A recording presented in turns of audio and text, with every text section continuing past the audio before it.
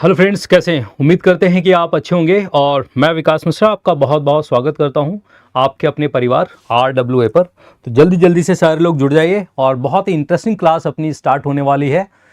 Hello sir, hello hello hello. ठीक है, सभी को हेलो, सभी को गुड आफ्टरनून, सभी को प्रणाम, राधे राधे, जय हिंद, जय भीम। ठीक है, बहुत बढ़िया। तो इसका मतलब आप लोग इस बार एग्ज़ाम निकालने की तैयारी में है ना? ठीक है, तो सारे लोग एग्ज़ाम निकालने की तैयारी में हैं और जो है RWA परिवार आपके साथ है और आपको मंजिल तक पहुंचाने के लिए बिल्कुल तैयार है। तो हम लोग उसी जोश के साथ में, है ना, ये प्रैक्टिस सेट्स लगाएंगे और ये प्रैक्टिस सेट्स आपके लिए बहुत खास होने वाले हैं। और ख़ास इसलिए होने वाले हैं कि हम लोग देखिए, जैसे कि जीएस है और जीएस के लिए क्या है कि सबको ये लगता है कि यार पॉलिटी पढ़ा तो हिस्ट्री भूल गए, हिस्ट्री पढ़ा ज्योग्राफी भूल गए, रिवीजन कैसे करें समझ में नहीं आता है। तो रिवीजन कैसे करें? तो रिवीजन का सबसे बेस्ट जो तरीका होता है वो होता है प्रैक्टिस सेट। प्रैक्टिस सेट में क्या होता है कि सारे क्वेश्चंस, मतलब ज्योग्राफी के भी मिलेंगे, हिस्ट्री के भी मिलेंगे, साइंस के भी मिलेंगे। तो जब 7-8 दिन प्रैक्टिस सेट्स आप लगा लोगे तो आप देखेंगे कि आपका वही वही क्वेश्चन फिर से इनडायरेक्टली घूम फिर के आने लगेंगे। तो ऑल टाइम आपका रिवीजन रहने लगेगा। तो है ना, ये सबसे बेस्ट तरीका है रिवीजन करने का और अपनी सक्सेस की तरफ आगे बढ़ने का। और मैं विकास मिश्रा आपको जीएस कराऊंगा और साथ साथ आपको पता ही है कि आप हिंदी जो है आपको अंकित सर स्वयं करवा रहे हैं, दीपक भाटी सर जो है आपको मैथ्स करवा रहे हैं, राहुल सर आपको रीजनिंग करवा रहे हैं और मैं विकास मिश्रा आपको कराऊंगा जीएस। और टाइमिंग आपकी लिखी है ये, तो आराम से अपने अस्त्र शस्त्र लेके जो है तैयार हो जाया करो इन टाइम्स पर। अस्त्र शस्त्र का मतलब क्या है कि आप कॉपी पेन जो भी है ना, और सिंपल सी बात है, जहाँ से आप क्लास लेते हो, मोबाइल फ़ोन, टैबलेट, लैपटॉप जो भी है, तो सारा कुछ तैयार होके यहाँ पर आ जाया करो आप लोग। और पहले ही मैं बता दूं कि जीके जीएस में देखो क्या है कि एक तो अगर जो मैं क्वेश्चन लिखूं और क्वेश्चन का आंसर लिख के ऐसे टिक करके आगे बढ़ जाऊं तो वह बहुत इजी है और वो किताब से भी आप कर सकते हो, उसके लिए टीचर की ज़रूरत नहीं होती। सिंपल सी बात है कि वो किताब से भी कर सकते हो और हो सकता है 1 घंटे में ज़्यादा ही कर जाओ। यहाँ पर जो बेस्ट स्ट्रेटजी आपके लिए होने वाली है, जो मैं आपको दूंगा, पहले ही दिन मैं क्लियर कर देता हूँ कि पहली बात तो हम लोग जीएस में क्वेश्चंस लेंगे। और क्वेश्चंस देखिए क्या है कि ये क्वेश्चंस ऐसे लेंगे, जरा देखो, ये जो अपना पहला प्रैक्टिस सेट होगा, इसमें राज व्यवस्था पॉलिटी के 3 क्वेश्चन, इतिहास के 3 क्वेश्चन, स्टैटिक जीके के 7 क्वेश्चन है। क्यों 7 क्वेश्चन है? क्योंकि स्टैटिक जीके ज़्यादा आया है। मैंने जितना भी आपके एवरेज निकाला है ना, एवरेज निकाला सारे एग्जाम्स का जो है, वो स्टैटिक जीके थोड़ा सा ज़्यादा था, इस वजह से स्टैटिक जीके। विज्ञान 3, भूगोल 3, अर्थव्यवस्था 3, और यहाँ पर एक चीज़ छूटी है और वो मैं अपने पेन से बढ़ा देता हूँ, करंट। तो करंट अफेयर के भी आपके 3 क्वेश्चन हैं। तो ऐसे अगर जो करके आप ऐड करोगे तो 25 क्वेश्चन हो जाएंगे। मतलब इसी क्रम में हम लोग आगे बढ़ेंगे। तो ये तो हो गई अपनी स्ट्रेटजी, ठीक है, कि भाई पहले राज्य व्यवस्था के क्वेश्चन, फिर इतिहास के, फिर स्टैटिक जी के, फिर विज्ञान, फिर भूगोल, फिर अर्थव्यवस्था, ऐसे हम लोग आगे बढ़ेंगे। दूसरी बात यह है कि हम लोग सिर्फ क्वेश्चन का आंसर टिक करके आगे नहीं बढ़ेंगे। ठीक, क्वेश्चन का आंसर टिक करके आगे नहीं बढ़ेंगे। हम लोग क्या करेंगे, क्वेश्चन जो है पढ़ेंगे, उसका आंसर करेंगे और उसके आसपास की जितनी भी चीज़ें हैं जरूरी, आसपास की जितनी भी चीज़ें जरूरी हैं वो हम जरूर देखेंगे, क्योंकि वही बेस्ट स्ट्रेटेजी होती है। इसका मतलब एसएससी जीडी का अगर जो किसी ने प्रीवियस ईयर के क्वेश्चंस लगाए बाई चांस, तो उससे ये तो पता चल जाएगा, जैसे उसने इतिहास में अशोक से क्वेश्चन पूछा तो इसका मतलब अशोक उनके लिए इंपॉर्टेंट है। लेकिन हो सकता है हू बहू वो वाला क्वेश्चन दोबारा रिपीट ना करें, लेकिन अशोक टॉपिक इंपॉर्टेंट है, इस वजह से अशोक के आसपास की चीज़ें हो सकता है अगली बार वो पूछ सकता है। तो हम लोग इसी स्ट्रैटेजी पर काम करेंगे, क्वेश्चन लेंगे, क्वेश्चन का आंसर टिक करेंगे और उसके आसपास की जितनी भी चीज़ें हैं वो कवर कर डालेंगे। पूरा का पूरा टॉपिक ही आपका कवर होता चलेगा और यही बेस्ट स्ट्रेटजी सारी ही क्लास में हम लोगों की रहेगी। और मैं रोजाना आपको ये भी दिखा दिया करूंगा कि किस सब्जेक्ट से कितने क्वेश्चन हम लोग करने वाले हैं, ठीक है। चलिए, तो पहला क्वेश्चन स्टार्ट करें। तो पहला क्वेश्चन हम लोग स्टार्ट करेंगे पॉलिटी। तो पहला जो है अपना पॉलिटी का स्टार्ट करेंगे और पॉलिटी में पहला क्वेश्चन रहा ये, जल्दी से बताइए इसका राइट आंसर क्या आएगा। तो पॉलिटी में पहला क्वेश्चन कि भारत सरकार अधिनियम 1919 आधारित था। मार्ले मिंटो सुधार पर, मॉन्टेग्यू चेम्सफोर्ड रिपोर्ट पर, या रैमजे मैकडोनाल्ड अवार्ड पर, या नेहरू रिपोर्ट पर? बताइए भाई, इनमें से कौन सा राइट आंसर है? जल्दी से राइट आंसर सारे लोग करेंगे। B B B B B, बहुत बढ़िया, वाह, बहुत सही, बी। इसका मतलब मॉन्टेग्यू चेम्सफोर्ड रिपोर्ट, इसका राइट आंसर तो यही है भाई, मॉन्टेग्यू चेम्सफोर्ड रिपोर्ट, ठीक बात है। अब इसका नाम मॉन्टेग्यू चेम्सफोर्ड क्यों पड़ा, तो आगे अब देखो एक्सप्लेनेशन जो करेंगे हम लोग कैसे करेंगे, ये रहा एक्सप्लेनेशन। अब इसकी खूबी आप देखिए कि इसके साथ साथ में हम लोग बहुत सारी चीजें कवर कर डालेंगे। जरा देखो, राइट आंसर तो आपने बता दिया बी है, ठीक बात है। आधार क्या है, आधार क्या है, तो एक बार जरा देखो, यह अधिनियम मॉन्टेग्यू चेम्सफोर्ड रिपोर्ट पर आधारित था। मॉन्टेग्यू चेम्सफोर्ड इसका नाम क्यों पड़ा, देखो दो अधिकारी जो है भारत के लिए सबसे मेन थे। जब अंग्रेजों का शासन था तो दो अधिकारी जो है वो भारत के लिए सबसे मेन थे, जो भारत का शासन चलाते थे। एक अधिकारी तो भारत में ही बैठता था, एक अधिकारी तो भारत में ही बैठता था, और उसको हम बोलते थे वायसराय। उसको क्या बोलते थे, वायसराय बोलते थे, जो भारत में बैठकर शासन चलाता था। और एक अधिकारी जो इंग्लैंड में बैठता था और वहां से भारत का शासन चलाता था, उसको हम बोलते थे भारत सचिव। उसको क्या बोलते थे, उसको बोलते थे हम भारत सचिव। तो इसका मतलब इस टाइम पर मॉन्टेग्यू भारत सचिव थे और चेम्सफोर्ड भारत के वायसराय थे। इस वजह से इसको क्या बोला गया, मॉन्टेग्यू चेम्सफोर्ड सुधार, क्योंकि मॉन्टेग्यू चेम्सफोर्ड रिपोर्ट पर आधारित था ये वाला कानून, 1909 वाला कानून। इस वजह से इसको मॉन्टेग्यू चेम्सफोर्ड सुधार भी बोलते हैं या मॉन्टफोर्ड सुधार भी कहते हैं। और साथ साथ में इस मॉन्टेग्यू चेम्सफोर्ड सुधार से देखो क्या क्या किया गया, मुख्य प्रावधान क्या क्या किए गए। प्रांतों में द्वैध शासन लागू किया गया। द्वैध शासन का मतलब क्या होता है, प्रांतों में देखो क्या किया गया, जरा इधर देखो, इसके द्वारा जो प्रांत हैं, प्रांत का मतलब जो अपने आपके जो स्टेट्स हैं, जो प्रांत हैं, उन पर द्वैध शासन लागू किया गया। द्वैध शासन का मतलब हो गया डायरिकी, और डायरिकी का मतलब प्रांतों में विषयों को दो भागों में बांट दिया गया। किनको, जो विषय होते थे उनको दो भागों में बांट दिया गया, और दो भागों में एक विषय ऐसे थे जिनको बोलते थे आरक्षित विषय, जिनको क्या बोलते थे, आरक्षित विषय, ठीक। और दूसरे भाग को क्या बोलते थे, हस्तांतरित विषय।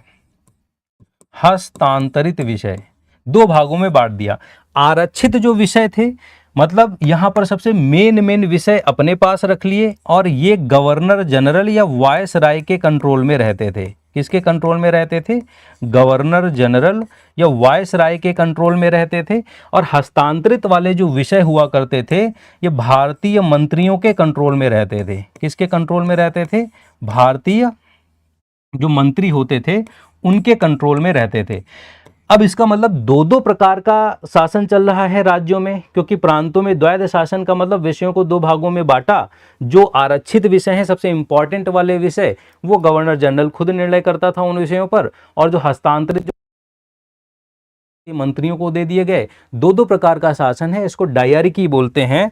तो जरा देखो, प्रांतों में द्वैध शासन लागू किया गया और इससे विषयों को दो भागों में बांटा गया। एक को आरक्षित बोला गया, रिजर्व्ड बोला गया, और दूसरे को ट्रांसफर्ड बोला गया।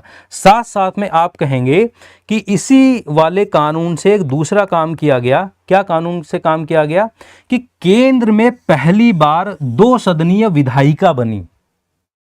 विधायिका का मतलब होता है कानून बनाने वाली बॉडी। जैसे आज संसद है, ऐसे ही उस टाइम पर दो हाउस बने। आज तो लोकसभा राज्यसभा बोलते हैं, लेकिन ये लोकसभा राज्यसभा के हाउस बने कब, तो देखो इसी कानून से, यही जो मॉन्टेग्यू चेम्सफोर्ड सुधार है, इसी कानून से पहली बार केंद्र में द्विसदनीय विधायिका बनी। और उस टाइम पर राज्यसभा को राज्य परिषद बोला जाता था और लोकसभा को केंद्रीय विधानसभा बोला जाता था। क्या बोला जाता था, केंद्रीय विधानसभा बोला जाता था। ये बात आप ध्यान रखेंगे। तो हो सकता है कि ये वाली चीजें आ जाएं यार, है ना, तो ये वाली चीजें आ जाएं, ठीक है। तो हम लोग ऐसे ही पढ़ते चलेंगे। और देखो जरा, और तो परीक्षा में आगे क्या आ सकता है, आगे ये आ सकता है, जरा देखिए परीक्षा ट्रिक। तो आगे ये आ सकता है कि 1909 वाला जो कानून है, इसको क्या बोलते हैं, मार्ले मिंटो सुधार बोलते हैं, मार्ले मिंटो सुधार। तो यहां पर 1909 वाला जो सुधार था उसको मार्ले मिंटो रिफॉर्म्स बोलते हैं, क्योंकि मार्ले भारत सचिव थे और मिंटो भारत के वायसराय थे। तो 1909 में जो कानून बनाया था उसको मार्ले मिंटो सुधार बोलते हैं, और 1919 में जो कानून बनाया, ये जो अभी पढ़ा है, इसको मॉन्टेग्यू चेम्सफोर्ड सुधार बोलते हैं। और भारत शासन अधिनियम कब लाया गया था? 1935 में। 1935 में। इसका मतलब 3 इंपॉर्टेंट एक्ट, 1909 का एक्ट, 1919 का एक्ट और 1935 का एक्ट, ये तीनों अधिनियम, तीनों कानून अंग्रेजों ने बनाए हैं भारत के लिए। ठीक है, इन दो के नाम याद रखना। 1909 को मार्ले मिंटो सुधार भी बोलते हैं, 1919 वाले को मॉन्टेग्यू चेम्सफोर्ड सुधार भी बोलते हैं। क्लियर है? चलो, तो आप ये देखो कि एक क्वेश्चन के साथ में हमने कितनी चीजें कवर की, और यही चीज आपको एग्जाम तक पहुंचाएगी, आपको सफलता दिलवाएगी। और आप इसी एक क्वेश्चन से कम 10 क्वेश्चन बना लेना जाके घर पे, 10 क्वेश्चन। ठीक है, तो हम लोग इसी स्ट्रेटजी से काम करेंगे। चलिए, गवर्नर जनरल का पद पहली बार किस अधिनियम के अंतर्गत बनाया गया था? बताइए। सेकंड, गवर्नर जनरल का जो पद है सबसे पहली बार जो है वो किस अधिनियम के अंतर्गत बनाया गया था? 1773 का regulating act, Pitt's India act, भारतीय परिषद अधिनियम या चार्टर अधिनियम? जल्दी से बताएंगे सारे लोग, सबका आंसर आना चाहिए। Yes, very good, very good. तो 1773 का रेगुलेटिंग अधिनियम है ना। अब देखो जरा, इसका मतलब अंग्रेज लोग जो है पहले तो भारत का जो है, भारत में व्यापार करने आए थे वो लोग, ईस्ट इंडिया कंपनी, है ना। बाद में पता चला कि यार यहाँ का शासन भी चला सकते हैं, और उन्होंने, हमको पता है, प्लासी का युद्ध और बक्सर का युद्ध जो हुआ था, उन युद्धों के बाद में बंगाल का कंट्रोल उनके हाथ में चला गया। तो फिर उन्होंने सोचा नहीं नहीं, अब तो शासन चलाना है। तो फिर बंगाल को रेगुलेट करने के लिए, कंपनी के अधिकारियों को रेगुलेट करने के लिए ब्रिटेन ने एक कानून बनाया जिसका नाम था रेगुलेटिंग एक्ट 1773। क्या था? Regulating act 1773। तो रेगुलेटिंग एक्ट 1773 बनाया, और इस रेगुलेटिंग अधिनियम 1773 से बंगाल का जो गवर्नर था उसको एक नया नाम दिया। उसको नया नाम क्या दे दिया? बंगाल का गवर्नर जनरल कर दिया। पहले बंगाल में जो ब्रिटिश अधिकारी अपॉइंट होता था उसको बंगाल का गवर्नर बोलते थे, उसको बंगाल का गवर्नर जनरल कर दिया। तो आपसे पूछा जाएगा कि पहला बंगाल का गवर्नर जनरल कौन था? आप कहेंगे वारेन हेस्टिंग्स जो है वो बंगाल के पहले गवर्नर जनरल थे। तो 1700, ये क्रम याद रखो, 1773 के एक्ट से क्या बना? बंगाल का गवर्नर जनरल बना। 1833 में एक इन्होंने कानून बनाया अंग्रेजों ने। 1833 तक बंगाल के अलावा भी दूसरे क्षेत्र भी इनके कब्जे में आ गए, तो अब फिर से इन्होंने नाम चेंज किया। अब जो है बंगाल का गवर्नर जनरल नहीं, अब तो भारत का गवर्नर जनरल, क्योंकि अब पूरे भारत को कंट्रोल करना है। और भारत के पहले गवर्नर जनरल कौन थे? विलियम बेंटिक, आप याद रखेंगे। उसके बाद 1857 का विद्रोह हुआ। 1857 का जब विद्रोह हुआ तो इंडिया को झुंझुना पकड़ाने के लिए उन्होंने कहा कि नहीं नहीं नहीं, अब तो ये वाला अधिकारी खराब था, बंगाल का गवर्नर जनरल, इसका नाम फिर से चेंज कर दिया, जिससे हमको पता चले कि हाँ इन्होंने बहुत बड़ा चेंज किया है। चेंज वगैरह इन्होंने कुछ नहीं किया। तो भारत का गवर्नर जनरल का फिर से नाम चेंज किया 1857 के विद्रोह के बाद। 1858 में जब कानून अंग्रेजों ने बनाया, इस कानून के तहत इसी भारत के गवर्नर जनरल का नाम चेंज करके उन्होंने कर दिया वायसराय। और पहले वायसराय कौन थे? आप कहेंगे कैनिंग। पहले वायसराय कौन थे? कैनिंग। तो ये चीजें आप याद रखेंगे। इसी तरीके से हम लोग आगे बढ़ने वाले हैं। ठीक है, चलिए नेक्स्ट, संविधान सभा का प्रथम सत्र कब हुआ? जल्दी से बताइए। ठीक है, संविधान सभा का पहला सेशन कब हुआ? प्रथम सत्र कब हुआ? जल्दी से बताएंगे। 9 दिसंबर 1946 को, 16 अगस्त 1947 को, कब? तो संविधान सभा का पहला सत्र जो है कब स्टार्ट हुआ? तो आप कहेंगे 9 दिसंबर 1946 को संविधान सभा का पहला सत्र स्टार्ट हुआ था, है ना। तो जल्दी से इधर देख लो आप, संविधान सभा का पहला सत्र स्टार्ट हुआ, और इसका मतलब हम कहेंगे 9 दिसंबर 1946 को पहली बैठक हुई थी। पहली बैठक हुई थी, और पहली वाली बैठक में सच्चिदानंद जो सिन्हा थे वो पहले टेम्परेरी अध्यक्ष बनाए गए। तो आप क्या कहेंगे? सच्चिदानंद सिन्हा। जो सच्चिदानंद सिन्हा साहब थे, इनको क्या बनाया गया? टेम्परेरी अध्यक्ष संविधान सभा का बनाया गया। इसके फिर 2 दिन के बाद बैठक होगी, 11 दिसंबर 1946 को। और इस दिन राजेंद्र प्रसाद को क्या बनाया जाएगा? राजेंद्र जो प्रसाद हैं इनको स्थायी अध्यक्ष बनाया जाएगा। राजेंद्र प्रसाद को क्या बनाया गया? स्थायी अध्यक्ष, स्थायी अध्यक्ष बनाया गया। ठीक, राजेंद्र प्रसाद को क्या बनाया गया? स्थायी अध्यक्ष बना दिया गया। ठीक, तो एक बार जल्दी से हम लोग इसका जो है पढ़ लेते हैं, जरा देखो। 9 दिसंबर 1946 इसका राइट आंसर है। संविधान सभा का गठन कब हुआ था? तो कैबिनेट मिशन योजना 1946 के अंतर्गत। हमको पता है हमारे यहाँ पर एक कैबिनेट मिशन आया था, अंग्रेजों के कैबिनेट मंत्री आए। कैबिनेट मंत्री का मतलब सबसे टॉप वाले मंत्री, 3 कैबिनेट मंत्री आए, उसको बोला गया कैबिनेट मिशन। 1946 में आया और जैसे जैसे कैबिनेट मिशन ने कहा वैसे वैसे अपनी संविधान सभा बन गई। तो इसका मतलब कैबिनेट मिशन ने जैसे जैसे बोला 1946 में आया था वैसे वैसे संविधान सभा बनी। संविधान सभा की पहली बैठक कब हुई? 9 दिसंबर 1946 को हुई। और ये कहाँ हुई थी? नई दिल्ली में हुई थी भाई। और इसी दिन अस्थायी अध्यक्ष जो बने थे वो कौन बने थे? डॉक्टर सच्चिदानंद सिन्हा।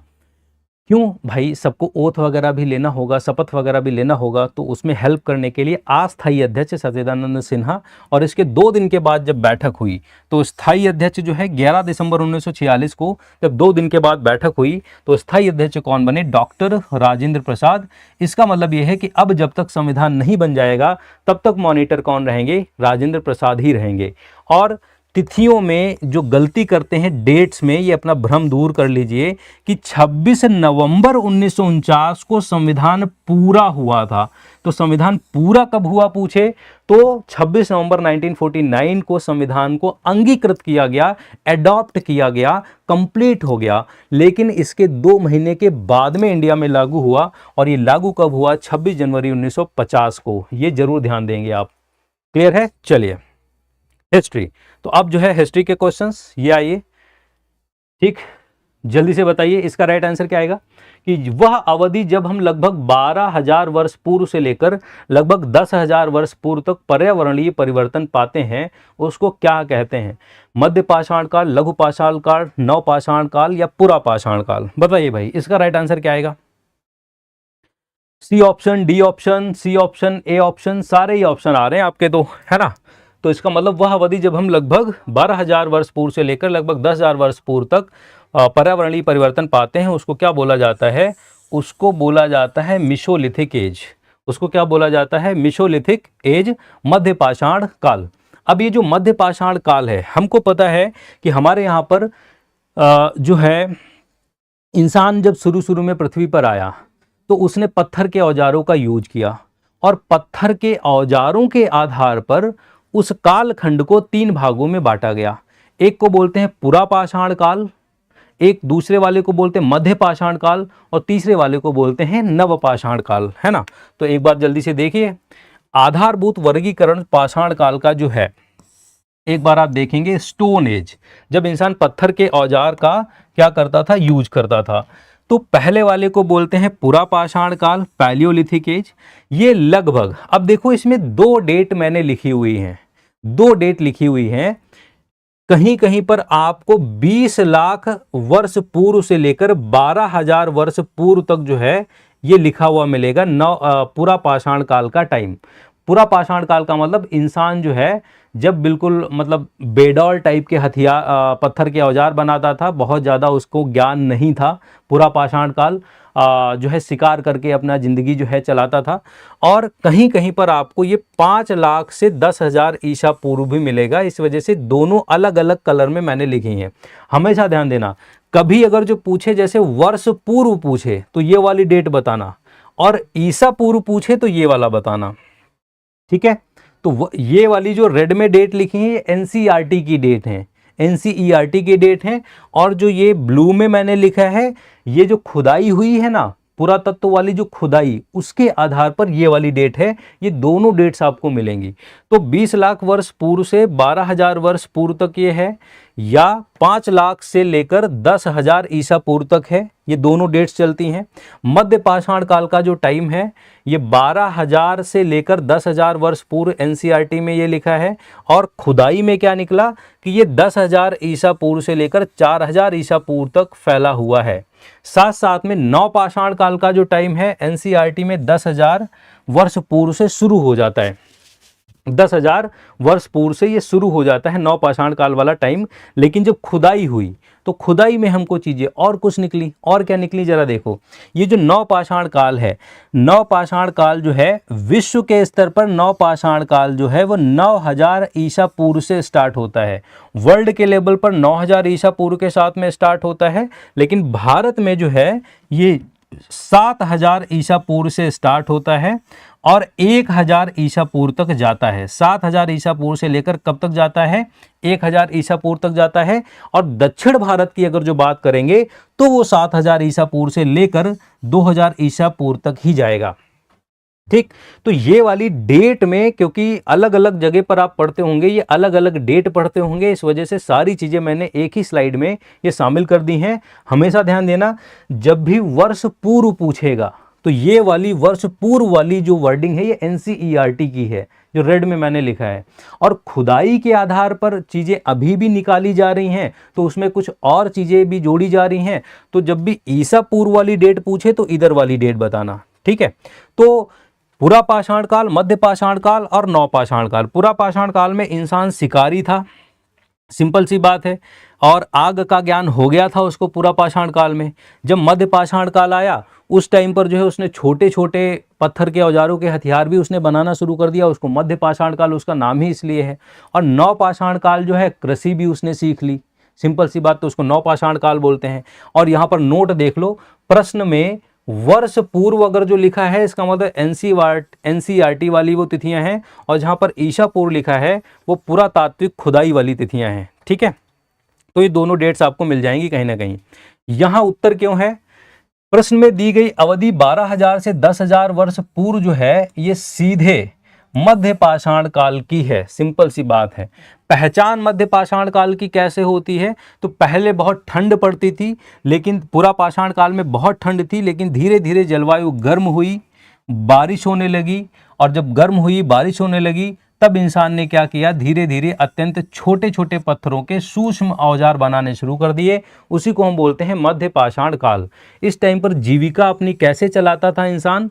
तो शिकार करके, मछली पकड़ के, खाद्य संग्राहक था, खाना वगैरह इकट्ठा करता था। प्रमुख स्थल का मतलब जहां से हमको इसके साक्ष्य मिले हैं, तो राजस्थान का एक बागौर स्थान है और मध्य प्रदेश का एक आदमगढ़ स्थान है। यहां से हमको पशुपालन के साक्ष्य मिले हैं। इसका मतलब मध्य पाषाण काल का जो इंसान है वो पशुपालन करना सीख गया था। ठीक है, चलिए नेक्स्ट। ताम्र पाषाण काल की मालवा बस्तियों की अत्यधिक सघनता निम्नलिखित में से किस स्थान में पाई गई? बताइए, जल्दी से राइट आंसर बताइए। जल्दी से इसका राइट आंसर क्या आएगा? जल्दी से बताइए, इसका राइट आंसर क्या आएगा? सारे लोग बताएंगे? ठीक है, बहुत बढ़िया। तो ताम्र पाषाण काल की मालवा बस्तियों की अत्यधिक सघनता निम्नलिखित में से किस स्थान में पाई गई है? तो आप किसको बोलेंगे? महानदी, मध्य नर्मदा। तो नर्मदा बेसिन जो है यहां पर पाया गया है, Narmada basin. Yes, B option is a right one. इसका मतलब देखो, ताम्र पाषाण है क्या? ताम्र पाषाण का मतलब जब जैसे पुरा पाषाण काल आया, उसके बाद मध्य पाषाण काल आया, उसके बाद नवपाषाण काल, और नवपाषाण काल तक इंसान पत्थर के ही औजार यूज करता था। लेकिन उसके बाद में उसने पहली जो धातु खोजी वो तांबा खोजी, तो तांबे के औजार बनाना शुरू किया, और पत्थर के औजार तो चलते ही रहे, वो भूलेगा थोड़ी ना। तो जब तांबे के औजार उसने बनाना शुरू किए, उसी को बोलते हैं ताम्र पाषाण। ताम्र का मतलब तांबा, पाषाण का मतलब पत्थर। नवपाषाण काल के बाद का चरण है ये, जिसमें पहली बार धातु तांबा का प्रयोग शुरू हुआ। पर पत्थर के उपकरण ऐसा नहीं है कि भूल गए, वो भी चलते रहेंगे भाई।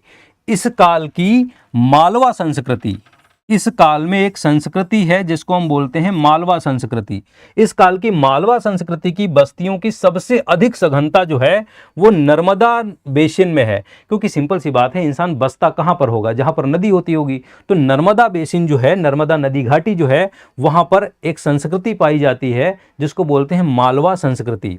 और ये जो प्रमुख स्थल हैं जो भी ताम्रपाषाण काल के इस नर्मदा बेसिन वाले, ये मध्य प्रदेश में देखो कौन कौन से स्थल हैं।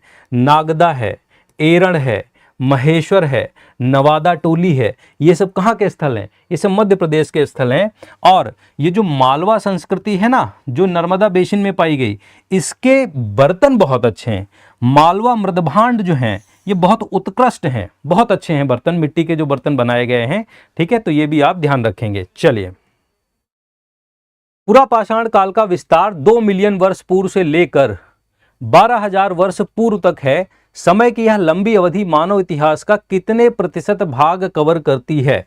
तो आप कहेंगे ये जो पुरापाषाण काल है बहुत लंबा समय है, ये लगभग 99%। 99% कितना? 99%। ठीक, तो पुरापाषाण काल का जो विस्तार है आप देखोगे कि कितना, भाई देखो ना, 2 मिलियन वर्ष पूर्व से लेकर, ये क्वेश्चन आए हुए हैं सब आप में, तो 2 मिलियन वर्ष पूर्व से लेकर 12,000 वर्ष पूर्व कितना लंबा अवधि है ना। तो आप देखेंगे कि 99% जो है समय इंसान ने पुरापाषाण काल में ही गुजारा है। क्लियर है? चलिए, इसके बाद में नेक्स्ट स्टैटिक जीके। और स्टैटिक जीके में देखिए क्या करेंगे, जल्दी से बताइए। असम में कितने प्रकार के बिहू उत्सव मनाए जाते हैं? बताइए भाई, असम में कितने प्रकार के बिहू उत्सव मनाए जाते हैं? जल्दी से इसका राइट आंसर करेंगे सारे लोग। असम में कितने प्रकार के बिहू उत्सव मनाए जाते हैं? यस, जल्दी से बताइए। बहुत बढ़िया, 3 प्रकार के। यस, 3 प्रकार के, बहुत बढ़िया, 3 प्रकार के मनाए जाते हैं। और इसमें देखो उत्तर, ये देखो बिहू जो है, बिहू उत्सव का मैंने फोटो भी लगा दिया है। इस तरीके से डांस वगैरह किया जाता है। तो असम में जो है बिहू उत्सव जो है 3 प्रकार के मनाए जाते हैं। पहले वाले को क्या बोलते हैं? बोहाग या रोंगाली बिहू। ये अप्रैल में असमिया नव वर्ष जब शुरू होता है, असम का नया साल, और ये बुआई का उत्सव है, जब फसल बोई जा रही होती है ना, तब ये मनाया जाता है। इसको बोहाग या रोंगाली बिहू बोलते हैं। और जब फसल खड़ी होती है तो फसल की रक्षा हेतु दीप जलाए जाते हैं अक्टूबर में, उसको क्या बोलते हैं? कोंगाली बिहू या काती बिहू बोलते हैं।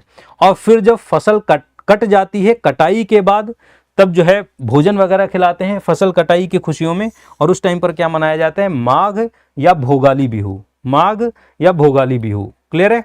चलिए, गौतम बुद्ध के भक्तों द्वारा मनाई जाने वाली बुद्ध पूर्णिमा हिंदू माह में मनाई जाती है। बताइए, Buddha Purnima celebrated by the devotees of Gautam Buddha falls in the Hindu month of. बताइए कब गौतम बुद्ध के भक्तों द्वारा मनाई जाने वाली बुद्ध पूर्णिमा हिंदू माह के किस में? माह, फागुन, बैसाख, चैत्र, किस में? ये सब आए हुए हैं आप में क्वेश्चन, जल्दी से इसका राइट आंसर करेंगे। तो सी, बैसाख। बहुत बढ़िया, बैसाख। ठीक, बैसाख। और इसका देखो क्या है, इसका तो राइट आंसर तो बैसाख हो गया। ठीक है, अब यहां पर देखो उत्तर, बुद्ध पूर्णिमा जो है, बुद्ध पूर्णिमा बैसाख महीने की पूर्णिमा को मनाई जाती है। और इसको वैसाख भी बोला जाता है। बैसाख, इसको क्या बोला जाता है? वैसाख भी बोला जाता है। मान्यता क्या है कि मान्यता यह है, जो ये बैसाख पूर्णिमा है, इसको 3 घटनाएं हुई थी। एक तो 3 घटनाएं कौन कौन सी? गौतम बुद्ध जी का जन्म भी इसी बैसाख पूर्णिमा को लुम्बिनी नेपाल में हुआ था। ज्ञान की जो प्राप्ति है बोधगया में जो गौतम बुद्ध जी को हुई थी, वो भी इसी दिन हुई थी। और महापरिनिर्वाण का मतलब गौतम बुद्ध जी की जो मृत्यु है, महापरिनिर्वाण का मतलब क्या है? गौतम बुद्ध जी की जो मृत्यु है कुशीनगर में, वो भी इसी दिन हुई थी। इस वजह से जो है बैसाख पूर्णिमा मनाई जाती है। अब देखो, मैंने आप में जितने भी क्वेश्चन देखे तो उसमें मैंने देखा कि हिंदी वाले महीने बहुत पूछे जा रहे थे। हिंदी वाले महीने की बैसाख, फागुन, चैत्र। अब हो सकता है कि किसी को ये पता ना हो बैसाख, फागुन, चैत्र ये क्या है, तो एक बार थोड़ा सा नज़र इस पे डालो। मैंने पूरी टेबल ही लगा दी है। और मैं बार बार आपसे कह दूं, ये क्लास आज आप लेंगे और आपको पता चल जाएगा कि आपके लिए कितनी इंपॉर्टेंट है। हम लोग यहाँ पर सिर्फ क्वेश्चन का आंसर टिक करके आगे बढ़ने वाले बिल्कुल नहीं हैं। हम लोग यहाँ पर समझेंगे, सारी चीज़ों को पढ़ेंगे और एक क्वेश्चन के साथ में कम से कम 15-16 क्वेश्चन उसी क्वेश्चन के डेटा से आप कर सकते हैं। इतना चीज़ हम पढ़ लेंगे। जरा देखो, हिंदू महीना सब सीख लो, क्योंकि स्टैटिक जीके में मैंने जितने क्वेश्चन देखे हैं हिंदू महीना पूछा जा रहा था, तो वो आना चाहिए। तो देखो, हिंदू महीना और ये अंग्रेजी महीना है और ये राष्ट्रीय जो पंचांग है अपना शक संवत वाला, वो है ना, तो वो यहाँ पर दिया गया है और दिन कितने होते हैं ये यहाँ पर दिया गया है। ठीक, जरा देखो, हिंदू जो माह है वो चैत है, चैत। ठीक, और अंग्रेजी माह ये मार्च अप्रैल में लगभग पड़ता है, मार्च अप्रैल में पड़ता है। और वो राष्ट्रीय पंचांग अपना दिया गया है, क्योंकि शक जो है, शक वाला, शक संवत के आधार पर हमारा राष्ट्रीय पंचांग है। ठीक है, तो शक संवत इंडियन नेशनल कैलेंडर 22 मार्च से 20 अप्रैल तक ये पड़ता है और दिन लगभग कितने हैं, 30 हैं इसमें। अभी आप चाहें सिर्फ इसको देखिए, चैत जो है मार्च अप्रैल जब चल रहा होता है तो उसको चैत बोलते हैं। बैसाख जो है अप्रैल से मई के बीच में पड़ता है। जेठ जो है मई से जून के बीच में पड़ता है। आषाढ़ जून जुलाई के बीच में पड़ता है। सावन अभी चल रहा है ना, अच्छा अभी सावन आया नहीं है ना, जुलाई से अगस्त के बीच में पड़ता है सावन, है ना, तो आप लोग जानते होंगे। गांव में भादों बोला जाता है, तो भाद्रपद जो है अगस्त से सितंबर के बीच में। अश्विन जो है सितंबर से अक्टूबर के बीच में। कार्तिक या कार्तिक अक्टूबर से नवंबर के बीच में। मार्गशीर्ष या अगहन इसको बोला जाता है नवंबर से दिसंबर के बीच में। पौष पूस जिसको बोलते हैं गांव में, दिसंबर से जनवरी के बीच में। माघ जनवरी से फरवरी के बीच में। और फाल्गुन जो है फरवरी से मार्च के बीच में। ठीक है, ठीक है, बहुत बढ़िया। तो इसका मतलब एक बार इसको जो है डेटा थोड़ा सा आप देख लेना। ठीक है, एक बार देख लेना। इधर टोटल दिन लिखे थे, नीचे मैंने एक नोट भी डाल दिया है। अंग्रेजी माह लगभग में लिखे हैं, क्योंकि चंद्रमास, चंद्रमा के आधार पर जब मास निकाला जाता है प्रतिवर्ष लगभग 11 दिन खिसकते रहते हैं, तो अंग्रेजी माह वाले जो है लगभग लिखे हैं। खाली एक बार इस पर नजर डाल लेना, आपके दिमाग में बस ये बन जाए, अच्छा भाई सावन जो है अंग्रेजी के इस महीने में जुलाई अगस्त के बीच में सावन होता है, बस इतना आपको पता चल जाए। क्योंकि महीने वाले क्वेश्चन जब आएंगे तो इस ये वाला डेटा आप एक बार देख जरूर लेना। ठीक है, चलिए, चलो। भारत में कुछ हिस्सों में शरद पूर्णिमा को डैश देवी से जोड़ा जाता है, बताओ भाई राइट आंसर क्या आएगा। ठीक है, राइट आंसर क्या आएगा, जल्दी से बताओ, इसका क्या आएगा, जल्दी से सारे लोग बताएंगे राइट आंसर क्या आएगा। शरद पूर्णिमा, यस। तो इसका मतलब लक्ष्मी जी से इसको जोड़ा जाता है। किससे जोड़ा जाता है, लक्ष्मी जी से जोड़ा जाता है शरद पूर्णिमा को। अब जल्दी से देखो जरा, शरद पूर्णिमा को लक्ष्मी जी से जोड़ा जाता है। तिथि क्या है, यह अश्विन मास। अब देखो, अगर जो ये नहीं पता होगा हिंदी वाला, तो आप कैसे फिर देखो, है ना, यह अश्विन मास की पूर्णिमा को पड़ती है, पूर्णिमा को पड़ती है। इसके जो अन्य नाम है, अन्य नाम क्या है, इसको कोजागरी पूर्णिमा भी कहते हैं, कोजागरी पूर्णिमा। अब देखो इसको जरा तोड़ो, इसको कोजागरी पूर्णिमा का मतलब है को जाग रहा है, को जाग रहा है। मान्यता यह है कि लक्ष्मी जी इस दिन धरती लोक पर आती हैं, भ्रमण करती हैं और ये देखती हैं कि जाग के कौन उनकी जो है आराधना कर रहा है, कौन पूजा कर रहा है, और उसके बाद उस पर खुश हो जाएंगी तो लक्ष्मी उसके यहाँ बरसेगी। सिंपल सी बात है कि कोजागरी पूर्णिमा। मान्यता है कि इस रात्रि लक्ष्मी को, लक्ष्मी जी क्या देखती हैं कि को जागृति, कौन जग रहा है, ये पूछती हुई भ्रमण करती हैं।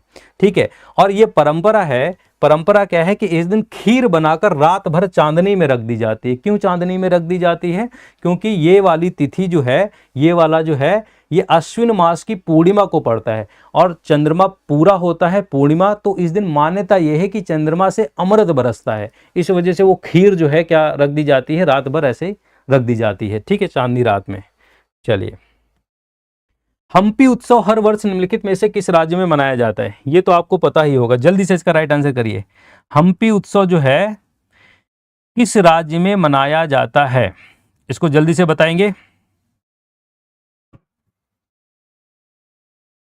Yes, very good, very good, सारे लोगों ने इसका आंसर दिया। इसका मतलब हम्पी उत्सव जो है कर्नाटक में मनाया जाता है और हमको पता है कि हम्पी जो है, हम्पी जो है वो विजयनगर साम्राज्य की राजधानी थी। विजयनगर साम्राज्य से जुड़ा हुआ है ना। और तुंगभद्रा नदी के किनारे विजयनगर जो है साम्राज्य हुआ करता था, आपको पता भी होगा। और ये जो हम्पी है इसमें कई सारे मंदिर हैं, कई सारे स्थल हैं। और इस हम्पी को जो है 1986 में 1986 में यूनेस्को विश्व विरासत स्थल घोषित किया गया है। ठीक है, यूनेस्को, ठीक है, विरासत स्थल घोषित किया गया है, विरासत स्थल इसको घोषित किया गया है। तो ये आप ध्यान रखेंगे। ठीक है, क्लियर है।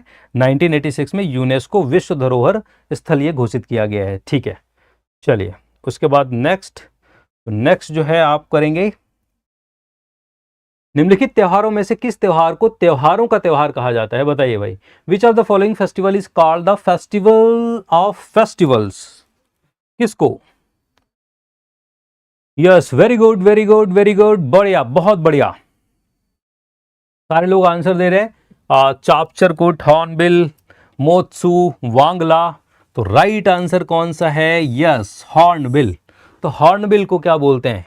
हॉर्नबिल को हम लोग त्योहारों का त्योहार बोलते हैं। जरा देखिए, ये हॉर्नबिल की फोटो लगी है। हॉर्नबिल उत्सव ऐसे मनाया जाता है। ठीक है, और है क्या? तो एक बार देखो जरा। हॉर्नबिल जो है, हॉर्नबिल महोत्सव को त्योहारों का त्योहार कहा जाता है। क्यों? क्योंकि नागालैंड की सभी प्रमुख जनजातियां इसमें भाग लेती हैं। नागालैंड की सभी जनजातियां इस टाइम पर भाग लेती हैं। और कब और कहां? तो प्रतिवर्ष 1 से 10 दिसंबर तक ये मनाया जाता है। किसामा हेरिटेज विलेज नामक एक प्लेस है, स्थान है, कहां पर? कोहिमा, नागालैंड में, यहां पर मनाया जाता है। और आरंभ जो है 2000 से इसको मनाना आरंभ किया है। इसका नाम का आधार क्या है? हॉर्नबिल इसको क्यों बोलते हैं? तो जो देखो जो है, नागा जो लोक कथाएं हैं, नागा लोक कथाओं में एक धनेश या हॉर्नबिल नामक पक्षी रहता है नागा लोक कथाओं में, और ये बहुत इसका विशेष स्थान रहता है। तो इसी पक्षी के स्थान पर जो है हॉर्नबिल महोत्सव ये लोग मनाते हैं। अन्य जो विकल्प आपके दिए गए थे, जैसे चापचरकुट, ये मिजोरम से जुड़ा हुआ है। जैसे मोत्सू, ये नागालैंड की आओ जनजाति का पर्व है। कौन सा? मोत्सू। और लास्ट में वांगला दिया था ना, जरा देखो, वांगला ये मेघालय की गारो जनजाति का फसल उत्सव है। कौन सा? वांगला। तो वांगला जो है लास्ट वाला ऑप्शन जो दिया था, ये मेघालय की गारो जनजाति का फसल उत्सव है। और यहां पर इसको 100 ड्रम फेस्टिवल भी कहते हैं। जरा देखो, ढोलक या ड्रम बजाते हैं ना, तो वांगला को मेघालय की गारो जनजाति मनाती है और इसको ड्रम फेस्टिवल भी कहते हैं, क्योंकि यहां पर ड्रम या ढोलक आप देखो बजाते हुए आपको ये लोग मिलेंगे। क्लियर है? चलिए, माघी भारत के निम्नलिखित में से किस त्योहार का एक अन्य नाम है? माघी बताइए। तो माघी किसका नाम है? जल्दी जल्दी से आप बताएंगे। तो माघी किसका नाम है? तो आप कहेंगे माघी जो है मकर संक्रांति को कहते हैं। किसको कहते हैं? माघी मकर संक्रांति को बोलते हैं। A option is a correct one. Maghi को, मकर संक्रांति को ही क्या बोलते हैं? माघी बोलते हैं। ठीक है, चलिए, ठीक है, चलिए। शिशु पर्व मुख्य रूप से भारत के निम्नलिखित में से किस राज्य में मनाया जाता है? जल्दी से इसका राइट आंसर करेंगे। इसका राइट, शिशु पर्व मुख्य रूप से भारत के निम्नलिखित में से किस राज्य में मनाया जाता है? केरल में, मध्य प्रदेश में, आसाम में, या फिर राजस्थान में? इसका जल्दी से आप राइट आंसर करेंगे तो आप कहेंगे इसको मनाया जाता है केरल में। किसको? विशु पर्व को। ये होता क्या है? जल्दी से देखिए, जो केरल में मनाया जाता है। ठीक है, अब देखो, विशु केरल का पारंपरिक नव वर्ष है। केरल का जो नया साल है, नव वर्ष का पर्व है। कौन सा? विशु। तिथि क्या है? तो मलयालम का जो कैलेंडर है, मलयालम का जो महीना है उसको मेडम बोलते हैं। मलयालम का महीना मेडम का ये पहला दिन होता है और ये जनरली अप्रैल के बीच में पड़ता है। ठीक है, महत्व क्या है? मलयालम जो कैलेंडर है उसके अनुसार नए वर्ष की शुरुआत होती है। तो मलयालम कैलेंडर का पहला महीना मेडम, और मेडम का जो प्रथम दिन होता है जो अप्रैल के बीच में पड़ता है, इसको मनाया जाता है विशु। ये जो विशु है इसमें होता क्या है, फोटो भी दिखाऊंगा, पहले पढ़ो। विषु जो होता है इसमें 3 परंपराएं मनाई जाती हैं। एक को बोला जाता है विषुक कड़ी। विषुक कड़ी का मतलब होता है सुबह जागते ही भगवान कृष्ण के सामने रखे जो शुभ सामान है उनको देखा जाता है, चाहे सोना है, फल, अनाज और कड़ी कोरना के पीले फूल, इनके सबके दर्शन करा जाता है, उसको विषु कड़ी बोला जाता है। जरा देखो, जरा ये आपको फोटो में दिखेगा, ये सारी चीजें रखी है ना, तो इनके दर्शन सुबह सुबह किए जाते हैं। इसको क्या बोला जाता है? विषुक कड़ी बोला जाता है। और एक दूसरा वर्ड है विषुक कैनिटम। ये क्या होता है? बड़ों द्वारा छोटों को आशीर्वाद के रूप में धन दिया जाता है। और तीसरा पार्ट इसका होता है कड़ी कोरना। ये क्या होता है? विश्व पूजा में प्रयुक्त जो पीला वाला फूल आपने देखा है उसको बोला जाता है कड़ी कोरना। और ये जो पीला फूल है ये केरल का राजकीय पुष्प भी है। केरल का राजकीय पुष्प भी है ये वाले रहे पीले फूल। क्लियर है? चलिए, तो आपको समझ आ रहा होगा। ठीक है, विज्ञान, साइंस। अब साइंस पे आ जाते हैं। एक उपकरण जो परिपथ में धारा की उपस्थिति का पता लगा सकता है उसे के रूप में जाना जाता है। बताइए भाई, जल्दी से इसका राइट आंसर करेंगे सारे लोग। साइंस की धारा जो है किससे नापी जाती है? ठीक है, बहुत बढ़िया, बहुत बढ़िया। तो धारा किससे? यहां पर राइट आंसर है एमीटर। क्या है? Ammeter. Ammeter is a right answer. अब एमीटर राइट आंसर कैसे है जरा देखो। विद्युत धारा का पता लगाने व मापने का उपकरण क्या है? एमीटर है। ठीक बात है, एमीटर है। और धारा का मात्रक पूछ ले, करंट का मात्रक क्या होता है? एम्पियर होता है। करंट का मात्रक क्या होता है? एम्पियर। ठीक है। दूसरी बात ध्यान दे, अगर केवल धारा की उपस्थिति व दिशा का पता लगाना है, धारा बहुत कम हो तब धारा का पता लगाना है, तो उसके लिए यूज किया जाता है गैल्वेनोमीटर।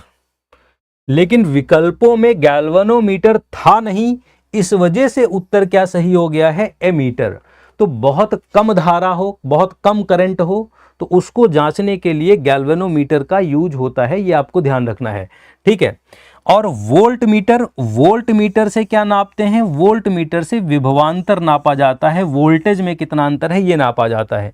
अन्य विकल्प जो दिए गए हैं, ओडोमीटर से दूरी नापी जाती है, स्पीडोमीटर से चाल नापी जाती है, और हाइग्रोमीटर से हवा में जलवाष्प कितनी है, मॉइस्चर कितना है, आर्द्रता कितनी है, वो नापी जाती है।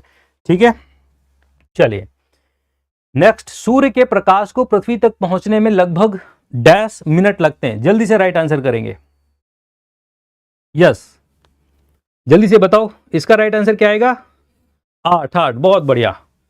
तो सूर्य के प्रकाश को पृथ्वी तक पहुंचने में लगभग 8, और यहां पर देखेंगे तो सूर्य का प्रकाश पृथ्वी पर लगभग 8 मिनट और 20 सेकंड में पहुंचता है। और हमको पता है चंद्रमा का अपना लाइट तो है नहीं, सूरज की रोशनी चंद्रमा पर पड़ती है और वही रोशनी रिफ्लेक्ट होकर चंद्रमा से हम तक आती है। तो अगर जो पूछ ले कि चंद्रमा से परावर्तित जो प्रकाश है वो पृथ्वी तक कितने देर में पहुंचता है, तो तुरंत झट से आंसर करना क्या? 1.3 सेकेंड में। ठीक है। चलिए, भूकंप का मैग्नीट्यूड परिमाण मापने के लिए किसका प्रयोग किया जाता है? बताओ जल्दी से। भूकंप का परिमाण मापने के लिए किसका यूज किया जाता है? ग्रेविमीटर, एनीमोमीटर, रिक्टर स्केल या दाब सेंसर, किसका? और ये बहुत बार क्वेश्चन आया है, जल्दी से बताएंगे। Yes, very good, very good, Richter scale. वाह, आप तो बहुत ही, मतलब आप लोग मेहनत कर रहे हैं, इसका मतलब है ना, दिल खुश हो गया। कम से कम आप लोग मेहनत कर रहे हैं, इतने राइट आंसर आ रहे हैं, है ना, बहुत बढ़िया। रिक्टर स्केल एक बार जरा देखो, यहां पर क्या है, जो करेक्ट आंसर है रिक्टर स्केल है। लेकिन इसके साथ साथ में हम बहुत कुछ कवर करते हैं और आपको ये पहली क्लास से लग जाएगा, और ऐसे ही सारी क्लासें हमारी चलने वाली हैं। इसी वजह से किताब और टीचर में आपको डिफरेंस यहीं पर नजर आ जाएगा, है ना। हम लोग क्या करेंगे, जितनी भी इंपॉर्टेंट चीजें हैं एक क्वेश्चन के जरिए सब कुछ कवर कर डालेंगे। एक बार देखिए, रिक्टर स्केल, ठीक है। अब देखो जरा, भूकंप का जो परिमाण है उसको रिक्टर स्केल पे नापा जाता है। रिक्टर स्केल का जो विकास किया किसने किया? तो उनका नाम ही था चार्ल्स रिक्टर, उन्हीं के नाम पर ये नाम पड़ गया। 1935 में इन्होंने इसका विकास किया था। विशेषता क्या है? जो रिक्टर स्केल है या एक लघुगणकीय स्केल है, कुछ लोग जो है मैथ वाले होंगे, उनको पता होगा, लॉग पढ़ते होंगे। तो लघुगणकीय स्केल है, इसका मतलब ये होता है कि रिक्टर स्केल में अगर जो एक अंक बढ़ जाए तो तरंगों का जो आयाम है, भूकंप की तरंगों का आयाम लगभग 10 गुना बढ़ जाता है और ऊर्जा लगभग 32 गुना बढ़ जाती है। अगर जो एक अंक रिक्टर स्केल पर बढ़ता है तो जो भूकंपी तरंगे हैं उनकी आयाम 10 गुना बढ़ेगा, ऊर्जा 32 गुना बढ़ेगी। मुख्य अंतर देखो यहां पर, परिमाण और तीव्रता में अंतर क्या होता है, इधर देखो जरा। परिमाण का मतलब होता है ऊर्जा की मात्रा मापता है, ऊर्जा की मात्रा कि कितनी ऊर्जा निकली भूकंप से। तो परिमाण का मतलब है ये ऊर्जा की मात्रा मापता है, और ऊर्जा की मात्रा जो है वो किससे नापा जाएगा, रिक्टर स्केल से नापा जाएगा। तीव्रता जो है इसका मतलब क्या होता है कि धरातल पर कितनी तबाही हुई है, कितना नष्ट हुआ है। ये जो है तीव्रता जो है, तीव्रता का मतलब धरातल पर कितनी तबाही हुई है। और तबाही नापने के लिए किसका यूज किया जाता है, मर्कैली स्केल का यूज किया जाता है। और जो यंत्र है, भूकंप की जो तरंगे हैं, भूकंपीय तरंगों का रेखांकन किस पे होता है, सिस्मोग्राफ। तो भूकंप की तरंगे नापने के लिए सिस्मोग्राफ है, भूकंप की तबाही नापने के लिए मर्कैली स्केल है, और कितनी ऊर्जा निकली है ये नापने के लिए रिक्टर स्केल है। इन तीनों में अंतर जरूर याद रखना, ठीक। और दूसरा जो है आपके ऑप्शन में दिया था एनीमोमीटर। तो एनीमोमीटर भैया इससे क्या होता है, इससे तो वायु की गति नापी जाती है, एनीमोमीटर से वायु की गति नापी जाती है। क्लियर। चलिए ज्योग्राफी, भूगोल पे आ जाओ। सूर्य पृथ्वी से लगभग डैश दूर है, जल्दी से बताइए कितनी दूर है, सूर्य पृथ्वी से कितनी दूर है, सूर्य पृथ्वी से कितनी दूर है, जल्दी से बताएंगे।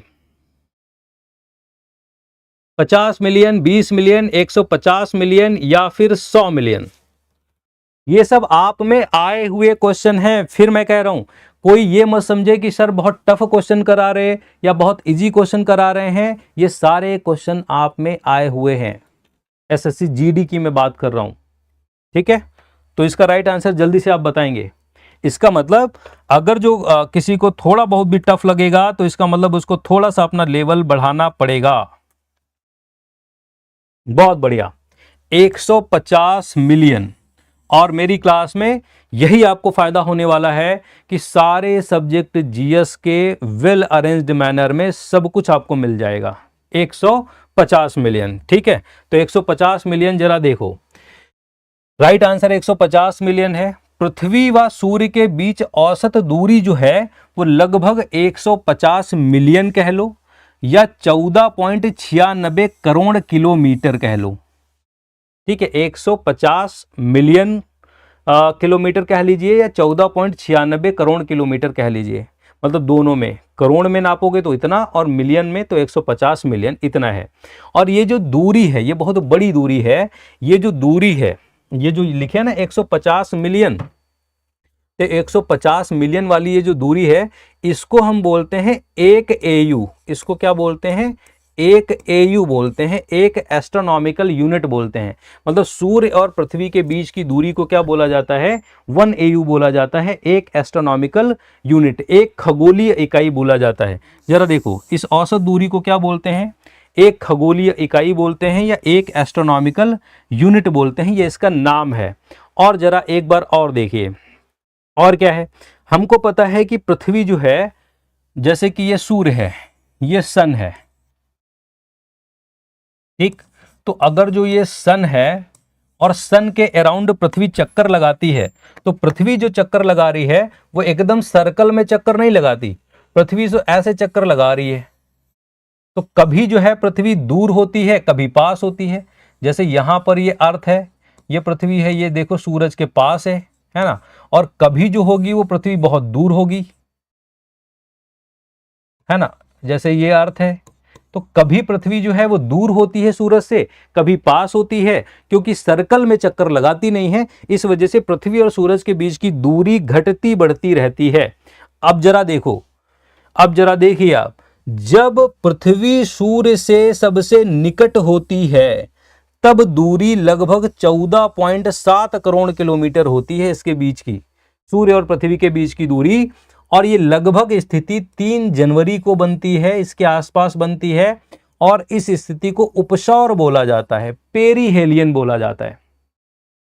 जब पृथ्वी और सूर्य के बीच सबसे मतलब नजदीकी होती है, दूरी बहुत कम होती है, सबसे पास होती है सूर्य के, उस स्थिति को उपसौर बोलते हैं। यह लगभग 3 जनवरी या इनके आसपास घटित होता है, और तब सूर्य और पृथ्वी के बीच की दूरी 14.7 करोड़ किलोमीटर होती है।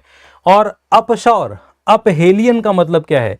जब सबसे दूर हो पृथ्वी सूर्य के, तब ये कंडीशन 4 जुलाई के आसपास पड़ती है। पृथ्वी सूर्य से सबसे दूर होती है, लगभग पृथ्वी और सूर्य के बीच की दूरी 15.2 करोड़ किलोमीटर हो जाती है। ठीक है, चलिए, तो ये हो गया। उसके बाद नेक्स्ट, निम्न में से कौन सा सौर मंडल का बाह्य ग्रह है? बताइए भाई, निम्न में से कौन सा सौर मंडल का बाह्य ग्रह है? जल्दी बताइए। पृथ्वी, शुक्र, शनि, बुध, कौन सा बाह्य ग्रह है?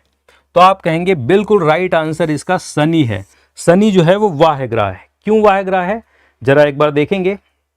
हमको पता है कि ये एक फोटो लगा है, और यहां पर देखो जरा, यहां पर अगर जो आप देखेंगे तो ये यहां पर आपको एस्टेरॉयड बेल्ट दिख रही होगी। यहां पर बहुत सारे उल्का पिंड हैं, ये इसको एस्टेरॉयड बेल्ट बोलते हैं या उल्का पिंड बोलते हैं। तो ये तो सूरज रहा, सन रहा, ये बुध है, ये बुध रहा, ये शुक्र है, ये उसके बाद पृथ्वी है, फिर मंगल है। ये तो अंदर पड़ जाते हैं, जो है ये जो एस्टेरॉयड बेल्ट है, उल्का पिंड वाली जो बेल्ट है, इसके अंदर पड़ जाते हैं, सूर्य की तरफ पड़ जाते हैं, इनको आंतरिक ग्रह बोलते हैं। और जो एस्टेरॉयड वाली जो बेल्ट है, इसके बाहर देखो कौन है, बृहस्पति, शनि, यूरेनस, नेपच्यून, ये बाहर पड़ते हैं। तो इन चारों को जो है बाह्य ग्रह बोलते हैं। क्या बोलते हैं? बाह्य ग्रह बोलते हैं। तो एक बार जरा देखेंगे, आधारभूत बंटवारा क्या है? जो क्षुद्र ग्रह आपकी पट्टी है, एस्टेरॉयड जो बेल्ट है, तो वो जो है ग्रहों को 2 भागों में बांट देती है। एक तो आंतरिक वाले ग्रह, या उनको स्थलीय ग्रह बोलते हैं। स्थलीय ग्रह का मतलब वो लगभग चट्टानों से बने हैं, चट्टानों से। जो अंदर वाले ग्रह हैं वो चट्टानों से बने हैं, जैसे कि बुध, शुक्र, पृथ्वी, मंगल। ये चट्टानी है और आकार में छोटे हैं। और जो बाहर वाले हैं, तो बाहर वाले जो ग्रह हैं वो गैसीय हैं। गैसीय क्यों है? क्योंकि सूर्य की जो लाइट है, सूर्य की जो ऊर्जा है, वो वहां तक उतनी इंटेंसिटी के साथ नहीं पहुंच पाएगी, तो उन गैसों को उड़ा नहीं पाई अभी भी। तो इस वजह से वो अभी भी गैसों के ही बने हैं। तो बृहस्पति हो गया, शनि हो गया, अरुण हो गया, वरुण हो गया, ये विशाल हैं, वह गैसों से बने हैं। अतः उत्तर आपका राइट आंसर क्या है? शनि है। क्लियर? चलिए, सौर मंडल का सूर्य केंद्रित मॉडल किसने प्रस्तुत किया? जल्दी से इसका राइट आंसर बताएंगे। सौर मंडल का जो है सूर्य केंद्रित मॉडल किसने दिया था? Copernicus, Murphy, Newton, Vasco D gamma. तो आप कहेंगे कॉपरनिकस ने दिया था। कॉपरनिकस ने पहली बार बताया कि भाई देखो, जो है सूर्य बीच में है और इसके चारों ओर ग्रह चक्कर लगाते हैं।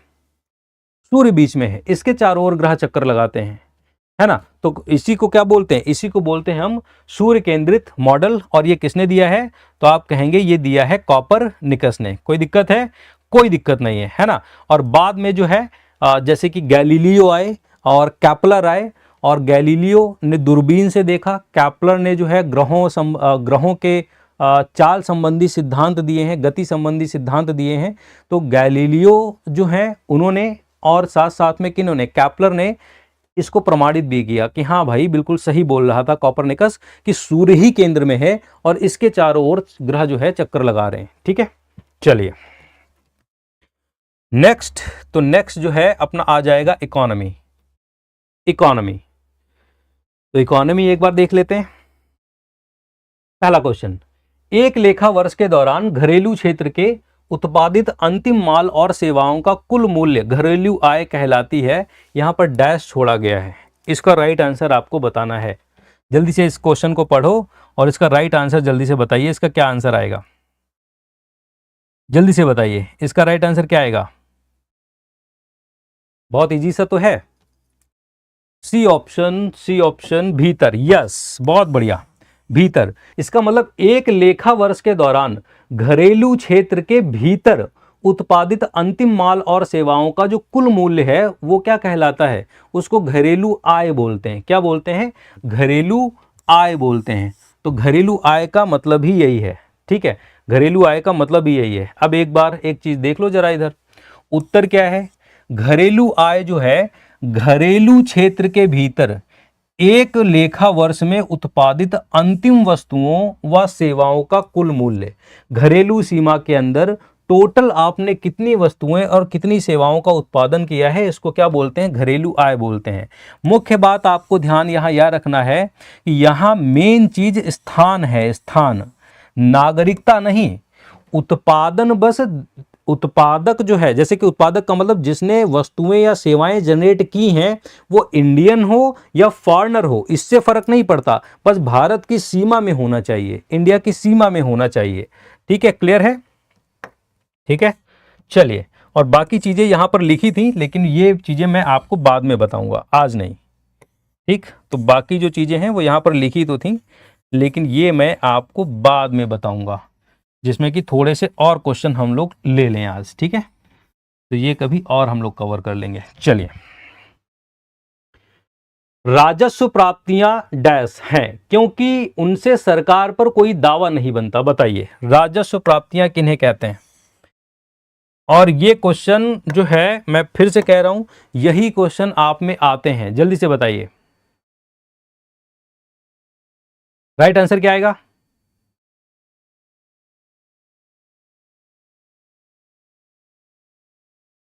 ठीक है, राइट आंसर क्या आएगा? पूंजीगत प्राप्ति, सुदृढ़ीकरण, प्रतिदेय, गैर प्रतिदेय। राइट आंसर क्या है? जल्दी से इसका बताओ सारे लोग। तो गैर प्रतिदेय, गैर प्रतिदेय, नॉन रिडीमेबल। ठीक है, राजस्व प्राप्तियां, अब जरा देखो राजस्व प्राप्तियां कहते किन्हें हैं, जरा इसको पढ़ो। राजस्व प्राप्तियां गैर प्रतिदेय होती हैं, इन्हें सरकार को लौटाना नहीं पड़ता। इनकी पहचान कैसे करोगे? राजस्व प्राप्तियां किसे कहते हैं? देखो, ये ना तो देयता बढ़ाती हैं और ना ही परिसंपत्ति घटाती हैं। अब ये समझ लेना, अभी आपको समझ आएगा। देखो, इसके दो भाग होते हैं, कर राजस्व, आयकर या जीएसटी आदि। अच्छा, अगर जो सरकार जैसे टैक्स लगाकर कोई चीज कमाया है, उससे उस पर कर्जा तो बढ़ा नहीं, ठीक, सिंपल सी बात, और अपना कुछ बेचा भी नहीं, लेकिन फायदा हो गया। तो सरकार का कर्जा भी ना बढ़े और सरकार की संपत्ति घटे भी ना, ठीक, सरकार की संपत्ति नहीं घटी और सरकार ने अपनी सरकार का कर्जा भी नहीं बढ़ा, तो ये वाला जो फायदा होता है इसको हम क्या बोलते हैं? इसको राजस्व प्राप्ति बोलते हैं। तो इससे सरकार की लायबिलिटी का मतलब कर्जा भी किसी को नहीं देना है और उसकी संपत्ति भी उसको बेचनी नहीं पड़ी, जैसे कि टैक्स लगा दे सरकार, या जैसे कि किसी को लोन वगैरह दिया था तो ब्याज उसका उसको मिल जाए, या कंपनी को फायदा हो जाए, या कोई शुल्क लगा दे।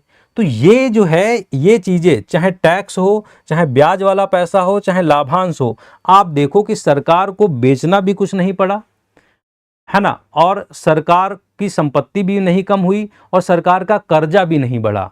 बस ये फॉर्मूला याद रखो, और फायदा भी हो गया। तो ऐसी प्राप्तियों को क्या बोलते हैं? राजस्व प्राप्तियां। क्या बोलते हैं? ऐसी प्राप्तियों को राजस्व प्राप्तियां बोलते हैं। और इसका उल्टा जो होता है वो होता है पूंजीगत प्राप्तियां। जैसे सरकार अगर जो उधार ले ले, सरकार उधार ले ले अगर जो, तो उधार ले लिया तो कर्जा बढ़ गया ना भाई, या फिर अपना एसेट कोई बेच दे, वो परिसंपत्ति अपनी घटा दे, कुछ कंपनी का शेयर बेच दे, तो एसेट कम हो गई, परिसंपत्ति कम हो गई। तो परिसंपत्ति कम हो जाए या फिर कर्जा बढ़ जाए, उससे फायदा हो, तो वैसी प्राप्तियों को क्या बोलते हैं? पूंजीगत प्राप्तियां, कैपिटल। क्लियर? चलिए, हाँ, धनात्मक शुद्ध निर्यात वाले राष्ट्र में व्यापार होता है। जल्दी से बताओ, धनात्मक शुद्ध निर्यात वाले राष्ट्र में व्यापार कैसा होता है? 20 सेकेंड जल्दी से बता दीजिए, और उसके बाद हम लोग अपनी क्लास को एंड करेंगे। तो धनात्मक, इसका मतलब जल्दी से बताइए, धनात्मक शुद्ध निर्यात वाले राष्ट्र में व्यापार होता है, इसका राइट आंसर क्या होगा? यस, वेरी गुड, 22 का सी, 22 का सी, अधिशेष बोलते हैं। अधिशेष का मतलब क्या है?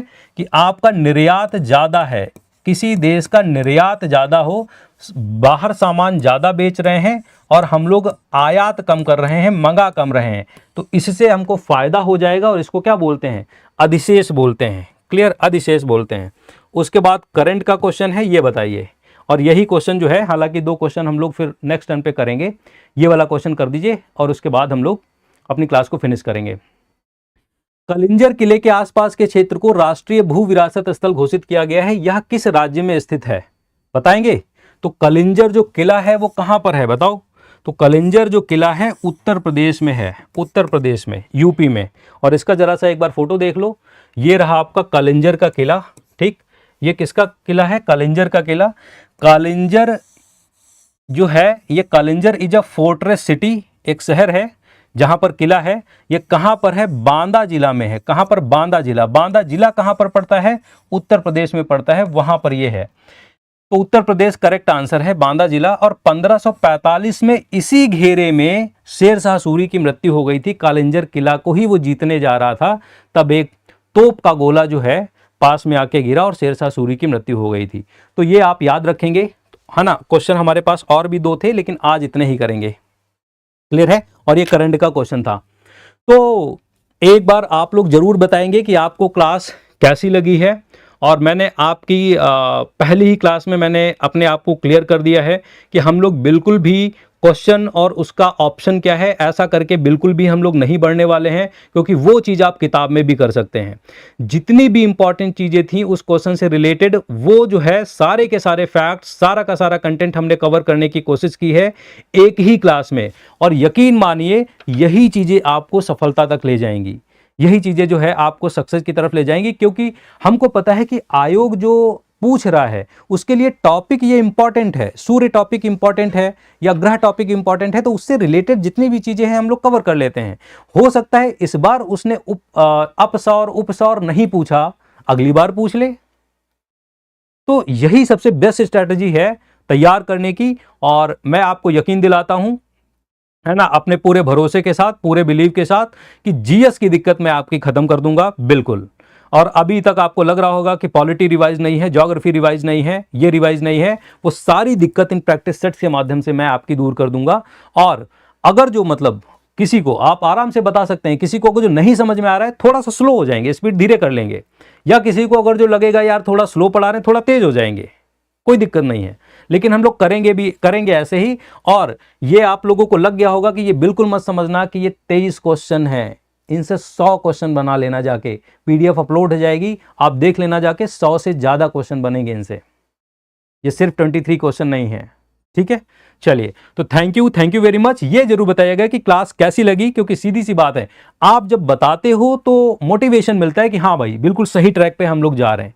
और मैं आपके साथ रहूंगा जब तक आपका सिलेक्शन नहीं होगा, ये मेरा प्रॉमिस है आपसे, बिल्कुल। ठीक है, मिलते हैं नेक्स्ट क्लास में। Thank you.